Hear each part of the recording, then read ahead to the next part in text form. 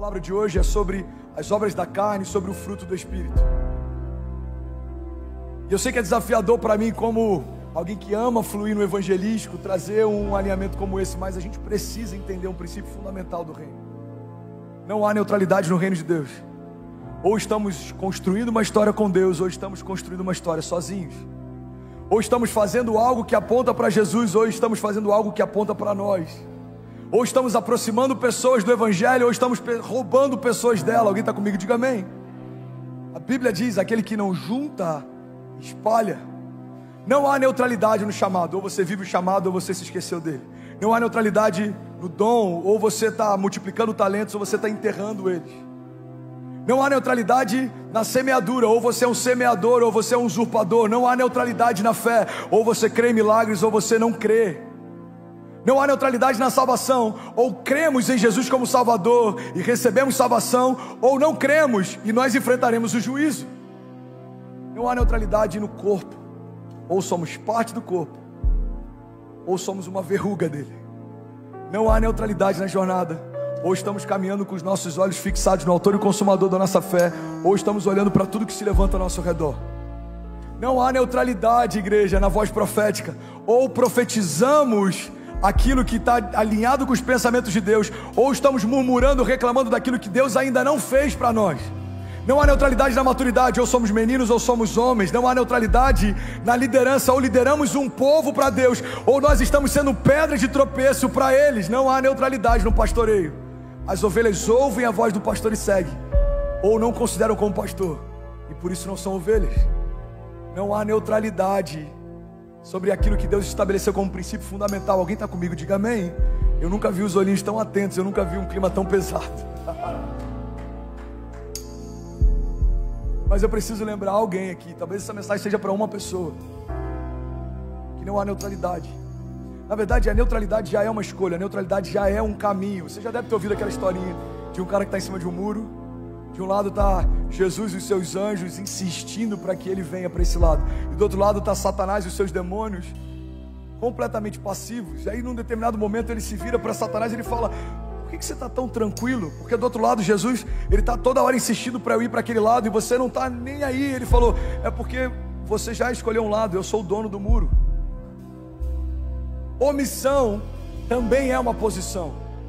Um pai que decide se omitir na criação dos filhos, ele escolheu ser um pai omisso. Um marido que decide se omitir para não ter um sacerdócio, ele já é um sacerdote omisso. Um líder que prefere se omitir do que perder pessoas porque precisava alinhá-las, ele já é um líder omisso.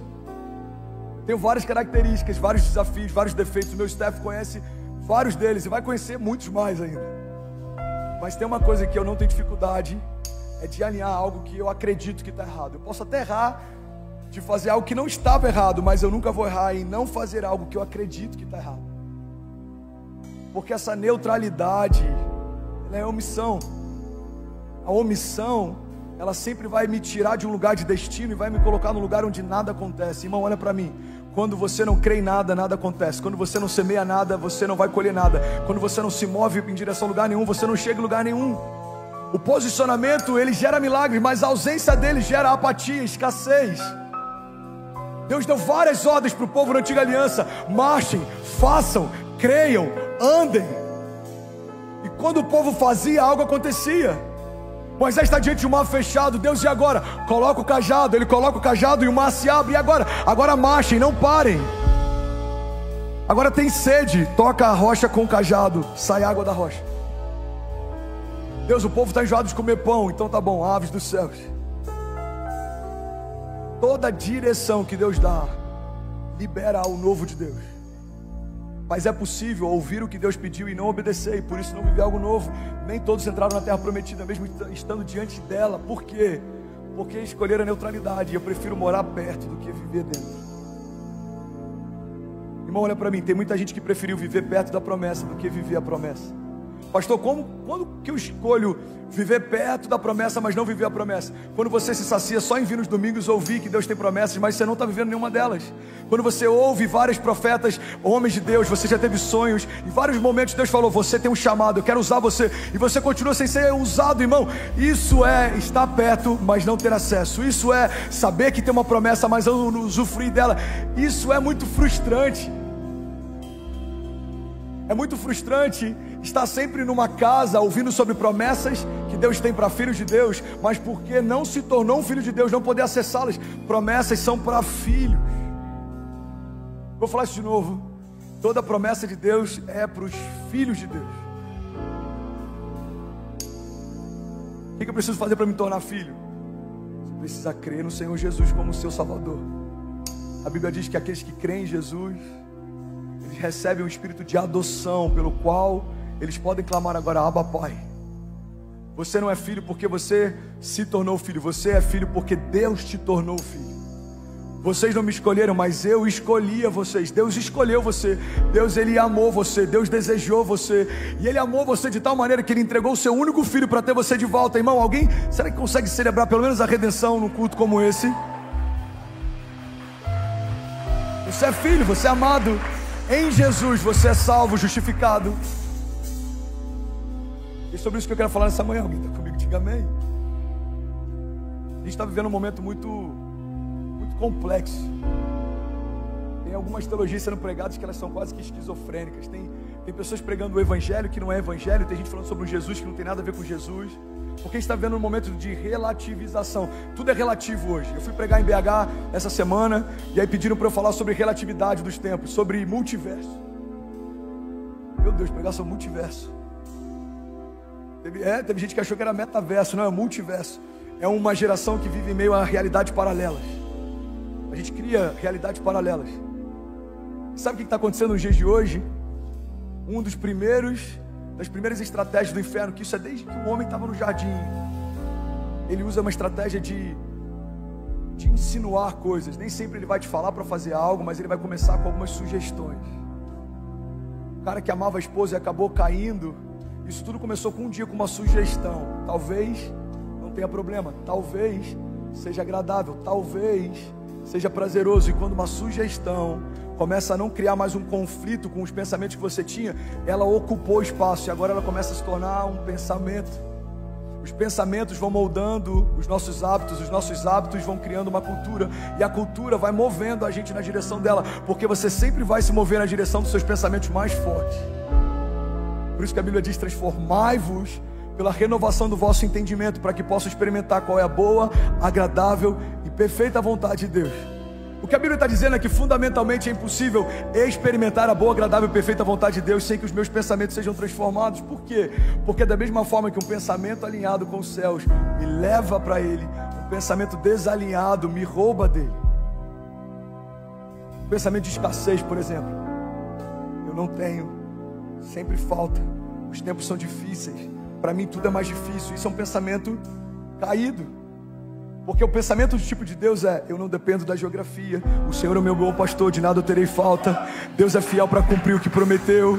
Podem 1000 cair ao meu lado, 10.000 à minha direita, e eu não serei atingido. Nenhuma praga chegará à minha casa, o Senhor guardará a entrada dela. É Deus quem vigia a minha casa, porque se não fosse Ele, em vão vigiaria a sentinela. É Deus quem edifica o meu lar, porque se não fosse uma verdade, em vão trabalham aqueles que edificam ela. A mentalidade do tipo de Deus faz a gente ter uma cosmovisão que aponta para Deus. A mentalidade caída faz com que a gente se mova e tenha pensamentos e desejos caídos. Alguém está comigo? Alguém está recebendo algo de Deus? Pensamentos alinhados com os céus liberam a realidade dos céus. Por acaso esse vale de ossos secos pode voltar a viver? É uma pergunta que Deus faz para um profeta. A resposta dele: Senhor, Tu sabes. Então abre a sua boca e profetiza. O profeta não profetizou o que ele achava, porque talvez, se Deus dissesse: esquece tudo, só abre a tua boca e fala o que você acha, talvez ele ia dizer: é impossível. Mas não foi isso que Deus fez. Deus constrói um caminho. O primeiro caminho é consciência. Eu posso, Senhor, Tu pode. Eu sei, Senhor, Tu sabe. Então profetiza. Você percebe que ele profetiza depois de consciência? Tem muita gente que não vive milagres porque não tem consciência do milagres e por isso nunca fala sobre milagres. Tem gente que só fala sobre problema.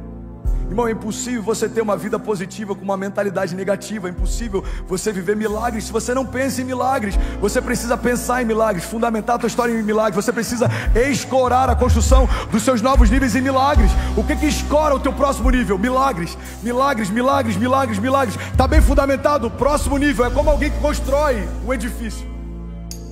Você precisa ter uma boa fundação. O tamanho da sapata, o tamanho das alicerces, ele vai definir a quantidade de carga que você pode suportar. E assim é a jornada da fé. Às vezes a gente gasta pouco tempo com a fundação dos nossos pensamentos, mentalidade, cosmovisão, entendimento, consciência, e queremos viver um chamado glorioso, mas você precisa de caráter para sustentar a unção que vai receber. Você precisa de fundamentos para sustentar a porção que vai receber. Os fundamentos da fé, quanto mais alicerçados, mais carga profética eu posso carregar. Alguém está comigo aqui? Diga amém. Um homem fundamentado em Deus é como alguém que decidiu construir uma casa sobre a rocha, diz a palavra. Vem os ventos fortes, tempestades, vem os dias ruins, porque eles certamente virão, eles sempre vêm, fazem parte da vida real. Mas a diferença é que quem escolheu construir do jeito certo, fundamentado num lugar sólido, o que construiu não se perde. Irmão, olha para mim. Somos parte da geração mais ansiosa que já existiu e eu faço parte dela. Queremos tudo de forma acelerada e eu faço parte dessa geração. O único desafio que a gente precisa entender é que no final da jornada, a nossa história não vai ser sobre o quão rápido a gente chegou em alguns lugares, mas é se a gente permaneceu quando chegou lá. Tem muita gente que casou com a mulher dos sonhos, não conseguiu viver o casamento dos sonhos, separou. Tem muita gente que conseguiu conquistar um recurso e quando chegou lá percebeu o vazio de um sucesso sem propósito. Tem muita gente que correu muito rápido para chegar em algum lugar, mas a Bíblia diz que melhor é o final das coisas do que o início delas. É sobre a jornada, é sobre a caminhada, é sobre uma construção contínua. Deus não quer você para um dia, Deus quer você para sempre. Não é um relacionamento abusivo, não é sobre um relacionamento de prazer. Deus não quer ter prazer em você e você ter prazer nele por algum momento. Não, não, não. Deus quer você para sempre. E é complexo pensar nisso numa geração que tudo é relativo. Estou tentando relativizar tudo, estou tentando relativizar o gênero. Irmão, olha para mim. Se existe algo ridículo de ser questionado, é se existe mais de um gênero, quando na verdade o que está no meio das suas pernas já define se você é 50% para cá ou para lá. Pode ser menino ou menina, e é isso, that's it. Pastor, mas pessoas podem ter opções sexuais? Podem. A Bíblia diz inclusive que a pior coisa que Deus pode fazer com o homem é entregá-lo aos seus próprios prazeres. Você pode fazer o que você quiser, mas não dá para questionar que você não é quem você é. Macho e fêmea os criou. Só tem dois gêneros. Você sabe por quê? Porque não há neutralidade nos cromossomos também. Não há cromossomo neutro. Ou você é macho ou você é fêmea. Mas eu faço o que eu quiser com o meu corpo. É verdade, o corpo é seu, faz o que quiser. Mas não dá para questionar um princípio fundamental. Você é macho ou você é fêmea. O que esperar de uma geração que relativiza até o gênero? Pais colocando nomes neutros nos seus filhos para que quando cresçam decidam o sexo. Não, não, não. Ele pode decidir o caminho de prazer sexual, mas o sexo já definiu. Antes dele ser gerado no seu ventre, Deus já chamava por um nome. Já existe uma identidade, um desígnio, um propósito, um chamado. Alguém está comigo? Diga amém. Os tempos são tão difíceis, tão loucos, que até falar sobre isso já te coloca num lugar perigoso. Falar sobre o óbvio coloca você num lugar perigoso, ou um cancelamento, ou uma perseguição. Mas o que esperar de tempos como esses que a gente está vivendo, e que até o óbvio é relativizado? Se tentam relativizar o gênero, o que te faz acreditar que não vão tentar relativizar a fé, relativizar Deus, relativizar a família? Eu sou de uma época em que na escola tinha o dia dos pais e o dia das mães. Agora é o dia da família em algumas escolas. Não, porque tem crianças que não têm pai, mas alguém exerce a função de pai.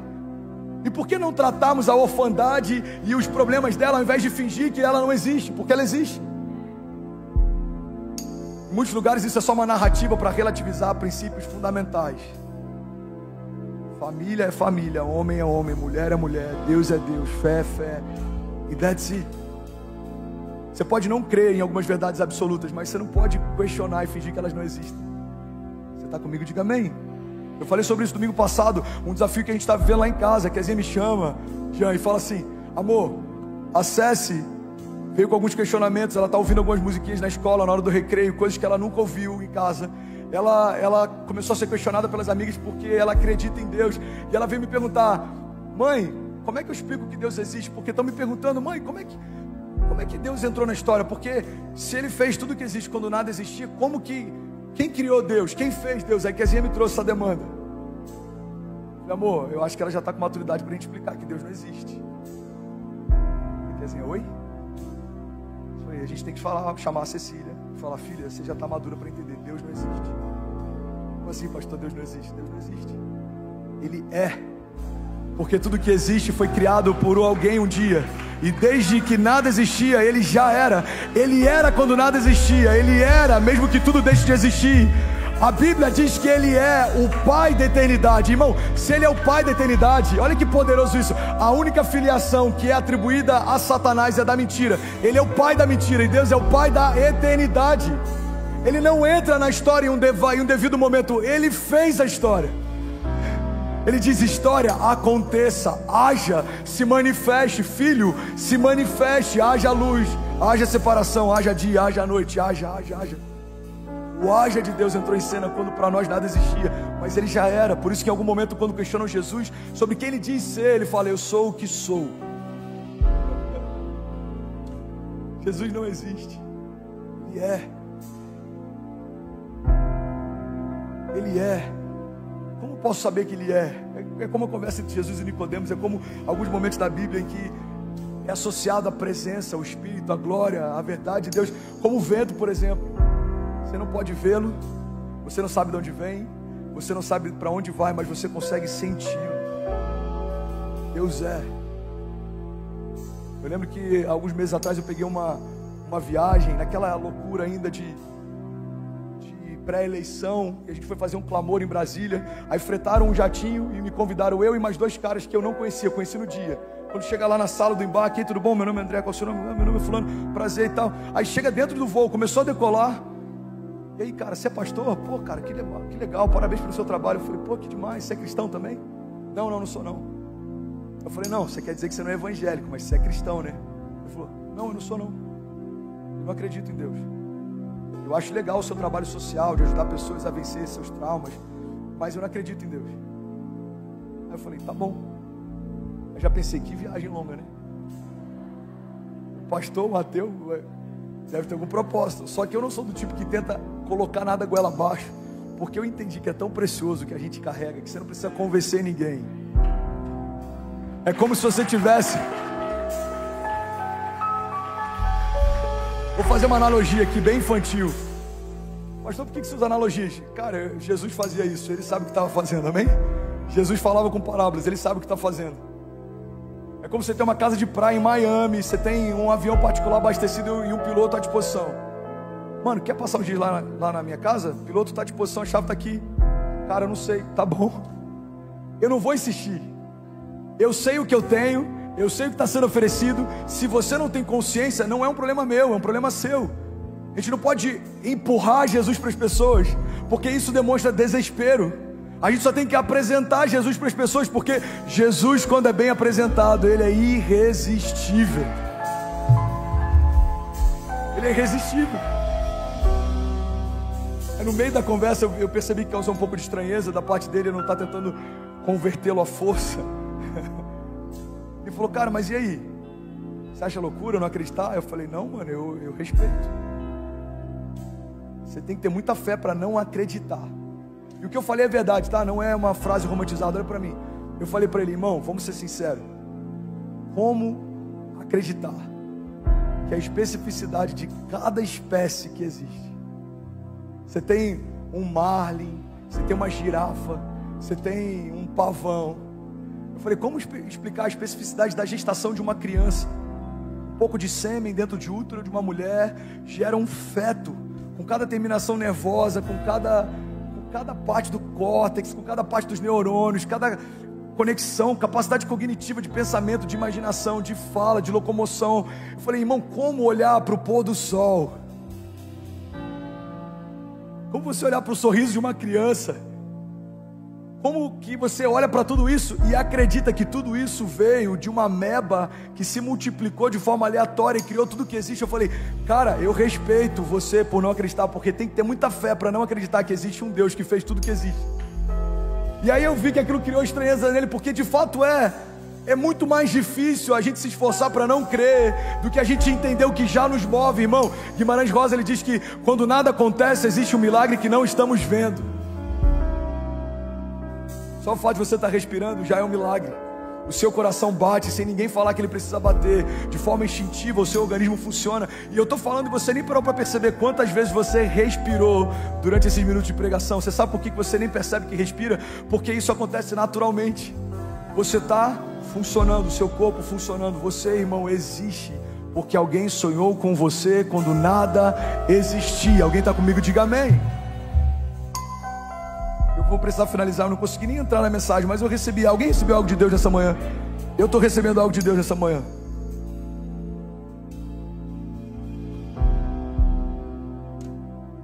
O que esperar de uma geração que relativiza o óbvio?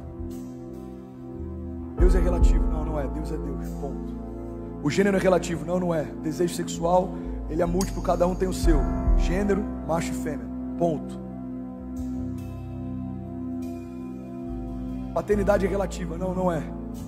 Pai biológico é quem gera. O pai de verdade é quem cria. Alguns filhos têm a graça de poder ter os dois. Alguns têm a graça de poder ter um pai que cria. Isso é glorioso. E é isso. Não existe nenhuma conexão mais forte do que a mãe e um filho. Foi gerado dentro dela, alimentado dentro dela. Isso é uma verdade absoluta, ponto. Mas até a relação com os pais tem sido relativizada, irmão. Se existe um mandamento com promessa, é honra o teu pai e a tua mãe, para que sejam acrescentados dias na sua vida na terra. Uma geração que não entende o básico vai enfrentar problemas. Pela primeira vez na história, isso é uma vergonha para a igreja, pela primeira vez na história, o censo brasileiro criou uma nova categoria de religião: evangélicos não praticantes. Você sabia disso? Deixa eu falar aqui um revelamento revelado. Deixa eu falar o óbvio. Se o censo está contando algo, é porque algo existe. Até o censo já entendeu que tem muita gente que se diz algo que não pratica. Só que fundamentalmente, se você não pratica o que diz, você não é. A Bíblia diz: não sejam apenas ouvintes da palavra, mas praticantes dela. Eu era de uma outra religião antes de ter um encontro com Jesus e me converter, e eu dizia com muita naturalidade: não, eu sou tal religião não praticante. Como que você é um filho não praticante? Você é filho ou não é? Como que você é um cristão não praticante? Ou você é um pequeno Cristo ou não é? Como que você é um evangélico não praticante? Ou você se move pelo evangelho ou não se move? Não há espaço para neutralidade nem na nossa confissão de fé.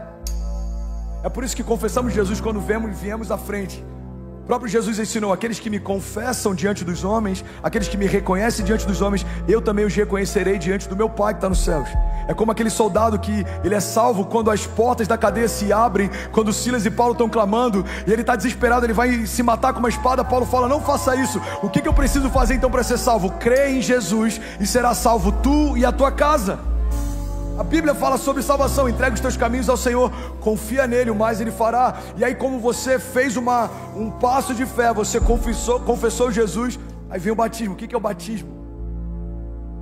Uma confirmação, é uma confissão pública de fé. Você está dizendo: eu confesso publicamente, diante de todas as testemunhas, diante dos céus, diante de Deus, diante da minha família, diante dos sacerdotes, que eu morri para o mundo e eu nasci para Cristo. Eu nasci de novo. Então, como ser um evangélico ou um cristão não praticante não faz sentido. Isso é um ateísmo prático. O que é um ateísmo na prática? Tem muito cristão vivendo isso, irmão. É você crer que Deus existe, mas viver como se Ele não existisse. E eu prometo que eu estou falando com muito amor. Eu sei que para alguns aqui isso pode estar entediante. Eu sei que talvez 30% não queira voltar. Mas eu creio que quem estiver recebendo aqui vai para um novo nível de maturidade. E esse novo nível de maturidade vai te levar a um novo nível de santidade. E esse novo nível de santidade vai te levar a novos níveis em Deus. Alguém crê nisso? Diga amém. crer que Deus existe, mas viver como se Ele não existisse. Pastor, me dá um exemplo prático de crer que Deus existe, mas eu posso viver como se Ele não existisse. É simples. É você construir uma história sem perguntar para Deus se faz sentido para Ele. É você entrar em portas que você não consultou para Deus se eram portas dele para você entrar. É você fazer sociedade que você não teve uma confirmação de Deus se é para você fazer. Irmão, viver como se Deus não existisse, a gente faz o nosso corre e quando dá ruim pede ajuda para Ele, mas não é esse tipo de história que Ele quer. Deus não é um socorro só na hora da angústia. Ele não quer só socorrer você quando algo vai mal. Ele quer estar com você todos os dias. Então será que isso agrada a Deus? Será que essa porta é de Deus? Será que esse relacionamento é de Deus? Essa sociedade é de Deus? É para eu ir? É para eu fazer? É para eu comprar? É para eu entregar? É para eu ofertar? O que você quer que eu faça? Eu estava com amigos essa semana, a gente estava jantando, e eu falei algo que eu vi o olho dele se abrindo. A gente estava conversando e eu falando sobre alguns testemunhos da minha jornada de fé. E eu falei sobre um momento em que Deus me falou para fazer algo, e no meu coração comecei a falar, não, isso não é de Deus, isso é da minha carne, eu quero aparecer, eu quero dar isso para aparecer. E eu comecei a me questionar, e Deus falando, faça, dê. Não, isso é da minha carne, isso é pensamento meu. E Deus me ensinou um princípio. Alguém quer ouvir? Diga amém. Deus disse, André, a tua carne nunca vai te inspirar a fazer algo que edifica o teu espírito. Na verdade é a sua carne que está fingindo que é um pensamento dela. Sou eu quem estou falando, faça, dê, entregue. Irmão, guarda isso em nome de Jesus. Uma igreja madura toma decisões pautadas por aquilo que Deus quer. Deus é para fazer, é para entrar. Porque também tem algo, pega isso aqui, irmão. Quando você tem uma convicção em Deus, você se torna imparável. Pode todo mundo falar, não vai acontecer, Deus já te disse, já aconteceu. Pode todo mundo falar, não vai se abrir, Deus já te disse, fui eu quem abri. Pode todo mundo falar, irmão, você vai perder isso aí, Deus já te disse, o que eu te dou é seu, ninguém vai tocar. A porta que eu abro, ninguém fecha, mas também a porta que eu fecho, ninguém abre. Como explicar a convicção de um homem como Moisés? Como explicar a convicção de um homem como Noé? Construiu algo que ele não conhecia para se livrar de um tipo de problema que ele não conhecia. Irmão, como explicar isso? Ele recebeu uma palavra. Não é fácil, ele fez. Moisés, ande, ele andou. Davi, confie, ele confiou. Guarda isso, irmão, em nome de Jesus. É mais simples do que parece. A gente só tem que desenvolver a habilidade de ouvir os céus. E a gente precisa desenvolver a coragem de se mover quando a gente ouviu. Se Deus disse pare, pare. Se Deus disse faça, faça. Se Deus disse voe, voe. Pastor, mas eu não tenho asas. Não é sobre o que você tem, é sobre o que Ele fala. Lázaro estava morto e quando Jesus disse vem para fora, um ouvido que não funcionava, um homem que não vivia, porque a palavra de Deus chamou ele para a vida, ele voltou a viver. O milagre de Lázaro não é sobre o que Lázaro sentia, era sobre o que Jesus falou. O que você vai viver não é sobre o que você sente, é sobre o que Deus fala. Fé não é sentimento, fé é convicção. Fé não é para quem sente, fé é para quem crê. Tudo é possível ao que crê. Alguém crê nisso? Diga amém. Tudo é possível que crê. João 15 diz, se vocês permanecerem em mim e as minhas palavras permanecerem em vós, me pedirão o que quiserem, lhes será concedido. Se você permanecer em mim, isso é tão forte. Só dá para permanecer algo que já está. Alguém está recebendo algo de Deus? De verdade, vocês estão tão quietinhos. Eu estou me sentindo no seminário aqui. Me incomoda todas as vezes que eu tenho a impressão de que eu estou dando aula. Alguém está recebendo algo de Deus? Algo está sendo alinhado no teu coração. Olha que princípio. Se vocês permanecerem em mim, outra revelação revelada, só dá para permanecer algo que está. E se as minhas palavras permanecerem em vós, pedirão o que quiserem, lhe será concedido.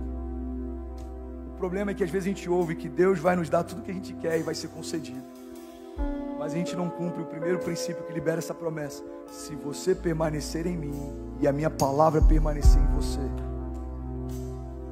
Uma igreja madura procura isso porque sabe que isso libera isso, mas uma igreja imatura persegue isso porque só ouviu essa parte da história. Por que o Senhor diz? Busque em primeiro lugar o meu reino e a minha justiça, e essas coisas vos serão acrescentadas. A geração do acréscimo vive perseguindo algo que Deus já disse que daria pela presença. Você precisa perseguir a presença te dá acesso a tudo que você precisa.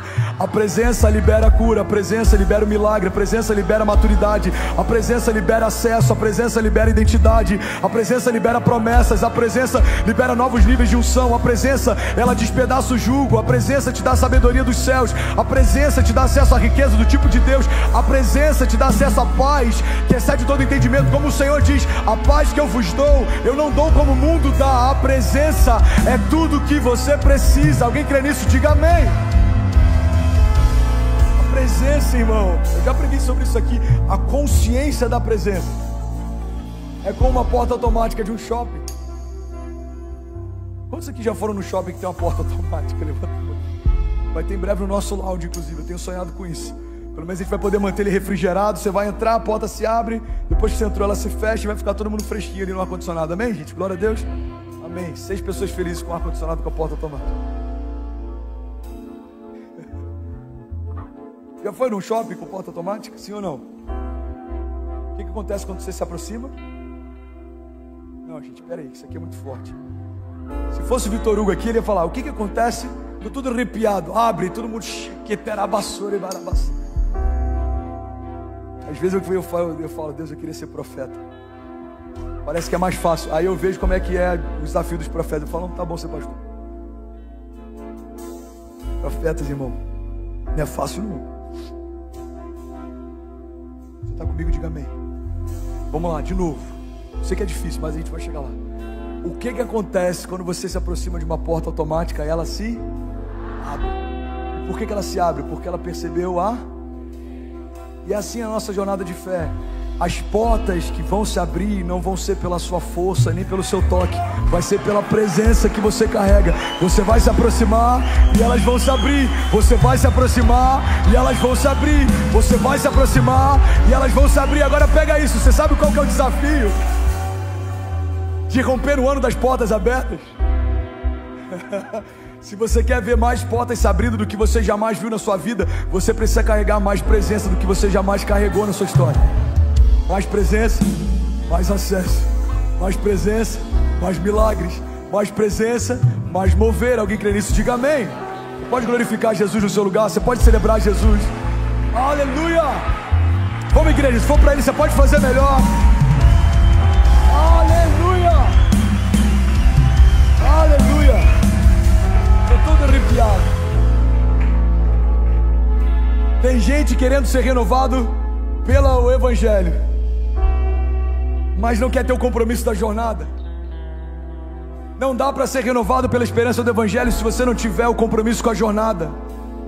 A jornada é a chave do relacionamento com Deus. Você lembra de Eva? Qual que é o problema de Eva? Eva, ela entendeu o final das coisas, mas ela se confundiu no meio delas. Pega isso aqui. Deus estabeleceu um princípio. Todos os dias eu vou me relacionar com vocês, e esse relacionamento vai liberar para vocês conhecimento de Deus. Qual que é o princípio que Deus estabeleceu? Relacionamento vai te dar acesso a conhecimento. Aí vem a serpente. E a serpente, irmão, olha para mim. A serpente sempre vai tentar te seduzir com um atalho. Ela vai mostrar o destino que Deus tem, mas ela vai mostrar um caminho que não foi Deus quem fez. Pega isso. O que é um atalho? Um atalho é quando o inferno me mostra um lugar parecido com o que Deus me disse que era para eu ir, mas ele me mostra um caminho alternativo que não é o caminho que Deus me disse para trilhar, e é aí que muita gente se perde. Então o inferno chega para Eva e fala assim: olha, você quer ter o conhecimento de Deus? Quero. Você só precisa comer desse fruto do conhecimento, do bem e do mal. Você vai se tornar como Deus. A loucura é que ela já era como Deus, porque a Bíblia diz que no 6º dia, quando o Pai, o Filho e o Espírito Santo fizeram o homem, eles disseram: façamos o homem à nossa imagem e semelhança. Alguém que não sabe quem é pode perder o que tem, tentando ser o que já era. Você pega isso aqui, irmão. Ela já era a imagem e semelhança de Deus, mas ela queria ter o pleno conhecimento de Deus, sem ter relacionamento com Deus. O que ela pegou? Ela pegou um atalho. A serpente fala: se você comer do fruto, você vai ter todo o conhecimento do bem e do mal. Sem relacionamento. Ela come. E aí o homem cai. E por que isso frustra Deus? Porque o conhecimento de Deus vem através de relacionamento. Todos os dias, meu filho, eu vou te dar uma nova porção de revelação de quem eu sou. Por que Deus não dá tudo de uma vez só? Primeiro, porque a gente não tem capacidade para entender. Segundo, que a gente não tem capacidade para suportar. E terceiro, que a graça é: a cada dia eu te revelo um pouco mais de quem eu sou e de quem você é. Por isso que Jesus, ele fala: fecha a porta do teu quarto e me busca em secreto. O Deus que você busca em secreto, em secreto Ele te recompensará. Você vai fechar a porta do teu quarto, você vai buscar Deus e Ele vai falar algo novo com você amanhã. Eu bem sei os pensamentos que eu tenho a vosso respeito, diz o Senhor, pensamentos de paz e não de mal, para te dar o fim que você deseja. Filho, é isso que eu tenho, é essa porta, esse é o projeto, esse é o desígnio, esse é o chamado, esse é o lugar, essa é a geografia, essa é a empresa, essa é a sociedade, essa é a ideia dos céus, essa é a provisão dos céus. Isso é quem você é, isso é o que você pode, esse é o seu talento, esse é o seu chamado, esse é o seu desígnio. É para isso que eu te formei, é para isso que eu te constituí, é para isso que eu... Irmão, quanto maior a revelação que a gente tem de Deus, maior é a revelação que a gente tem a respeito de nós. Está comigo? Diga amém. Por isso que Jesus, ele pergunta para os discípulos: quem vocês dizem que eu sou? Falei sobre isso semana passada. Pedro fala: você é o Messias, é o Cordeiro de Deus que tira o pecado do mundo, você é o Filho de Deus. Ele fala: Pedro, não foi carne nem sangue que te revelou, mas o próprio Espírito. E aí ele libera uma porção de revelação sobre a identidade de Pedro. Você é pedra, você é um fragmento dessa rocha. Você quer saber mais sobre o seu futuro? Pergunta para o dono do teu propósito. Quem te fez já escreveu cada um dos seus dias antes de qualquer um deles ser escrito. A palavra de Deus diz, o salmista diz: existe algum lugar que eu possa me esconder da tua presença? Se eu for os lugares mais altos, lá o Senhor estará. Se eu for o lugar mais profundo, lá o Senhor estará também. Eu estava numa mesa lá em BH e o pastor de jovens, o Isaías, ele disse: pastor, a gente estava pesquisando essa semana os lugares mais altos que o mundo, o ser humano já teve consciência. O lugar mais alto avistado pela criação foi um lugar que o telescópio Hubble viu alguns anos atrás. Ele falou um nome que eu não me lembro, eu não sou tão nerd assim também. Aí ele falou: o lugar mais baixo é a Fossa das Marianas, o lugar mais profundo, acho que são mais de 10 mil metros de profundidade. Você tem noção que o Deus que conhece os lugares mais altos do que os que a gente já conheceu, os lugares mais profundos do que os que a gente já visitou? Quando o salmista está dizendo que se eu for para o lugar mais alto, para o lugar mais profundo, lá ainda o Senhor está. Há dezenas de atmosferas debaixo do nível do mar, Deus está. Acima da estratosfera, no terceiro céu, Deus está. Dentro de você, tecendo cada parte do seu corpo, Deus está. Ao teu redor, cobrindo você e dando livramento, Deus está. À frente das suas batalhas, lutando por você, Deus está. Na sua retaguarda, cobrindo você, Deus está. No dia mau, Deus está lá. No dia bom também. Quando as portas se fecham, Deus estava lá. Quando elas se abriram também. Quando pessoas abandonaram você no meio da jornada, Deus estava lá. Quando pessoas vieram atrás de você porque algo bom aconteceu também. Quando você foi gerado, Deus estava lá. Mesmo que sua mãe viesse a se esquecer de você, Deus ainda estaria lá. A Bíblia diz: mesmo uma mãe que amamenta o seu filho, podendo se esquecer dele, eu todavia jamais me esquecerei de você, diz o Senhor. Alguém crê nisso? Diga: eu creio que o Senhor está em todos os lugares. Diga: eu reconheço que não há lugar mais seguro para estar do que correndo riscos com Deus. C.S. Lewis, ele diz que o cristianismo, se é falso, não tem valor nenhum. Se é verdadeiro, é de extrema importância. O que o cristianismo não pode ser é de moderado valor. Irmão, ou você é convicto que o evangelho é uma mentira, que Deus não existe, ou você é convicto que o evangelho é a verdade de Deus e que Ele é Senhor sobre todas as coisas. O que não dá para ser você crer que Ele existe, mas viver como se Ele não existisse. O que não dá para ser você fazer parte de uma igreja, mas você não querer se tornar parte do corpo. O que não dá para ser você ser alguém que vem para uma igreja para ouvir uma palavra motivacional, mas você não ficar quando Jesus começa a pregar sobre o sermão da montanha.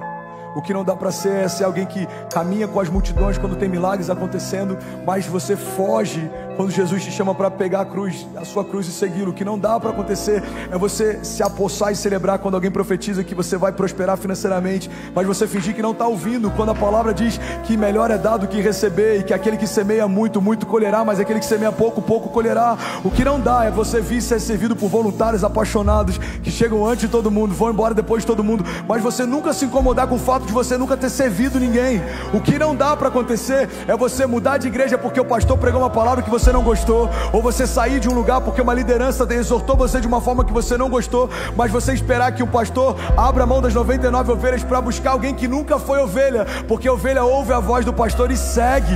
O que não dá é para a gente cobrar de Deus algo como se Ele fosse alguém que tem a obrigação de nos dar presente, e não entender que na verdade tudo que a gente precisa, o nome de Jesus já carrega. O que não dá é para a gente ser sensorial e achar que num culto em que a gente não sentiu um arrepio, Deus não fez, ou o louvor não estava tão bom, ou a palavra não foi tão boa. A gente tem que ir para um lugar em que não é mais sobre o que eu sinto, é sobre o que Deus fala. Não é mais sobre uma fé epidêmica que me deixou constrangido, arrepiado, ou que me fez tremer. Não. É sobre uma fé do tipo de Deus, que mesmo que eu não sinta, Ele é. Mesmo que eu não entenda, Ele é. Mesmo que não faça sentido, Ele é Deus. Ele continua sendo Deus. Ele é o mesmo ontem, Ele permanece hoje, e Ele é para sempre. Alguém crê nisso? Diga: eu creio. Diga que eu posso todas as coisas naquele que me fortalece. Diga: isso diz respeito aos dias bons e aos dias maus. Diga: eu declaro que o Senhor não precisa prestar contas para mim, nem mostrar todo o plano. Diga: mesmo sem entender, eu escolho confiar. Eu sei que o Senhor tem o que é melhor para mim. Eu sei que os seus pensamentos são mais altos que os meus. Diga: eu sei que os seus caminhos são melhores que os meus. Por isso, nessa manhã, eu declaro para o céu ouvir, para a terra ouvir e para todo o inferno ouvir, que não vivo mais eu, mas Cristo vive em mim.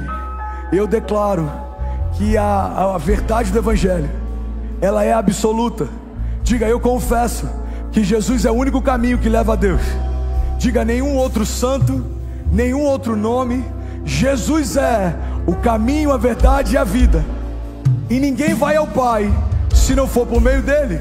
Diga: eu creio que tudo que é natural se submete ao sobrenatural. Diga: e eu e a minha casa serviremos ao Senhor todos os dias da nossa vida.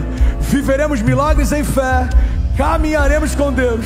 Diga: e viveremos a partir de hoje o maior romper da nossa história, em nome de Jesus. Você pode celebrar Jesus no seu lugar.